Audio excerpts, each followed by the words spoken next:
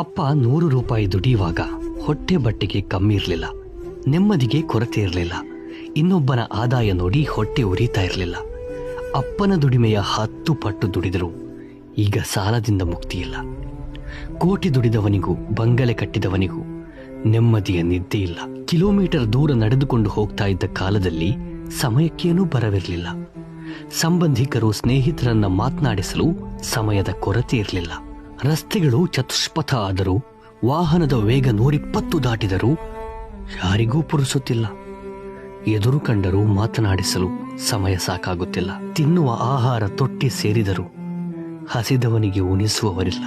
ಮಣ್ಣಿನಲ್ಲಿ ಆಡಿ ಅದೇ ಕೈಯಲ್ಲಿ ಹೊಟ್ಟೆ ತುಂಬಾ ತಿಂತಾ ಇದ್ದ ಕಾಲದಲ್ಲಿ ರೋಗಗಳ ಹೆಸರೇ ಗೊತ್ತಿರಲಿಲ್ಲ. ಆಸ್ಪತ್ರೆಯ ದಾರಿಯೇ ತಿಳಿದಿರಲಿಲ್ಲ. ಬಗೆ ಬಗೆಯ ಕೆಮಿಕಲ್ ಹಾಕಿ ಮೈಕೈ ಶುಚಿಗೊಳಿಸಿದ್ರು, ಅನಾರೋಗ್ಯ ಮಾತ್ರ ತಪ್ತಾ ಇಲ್ಲ.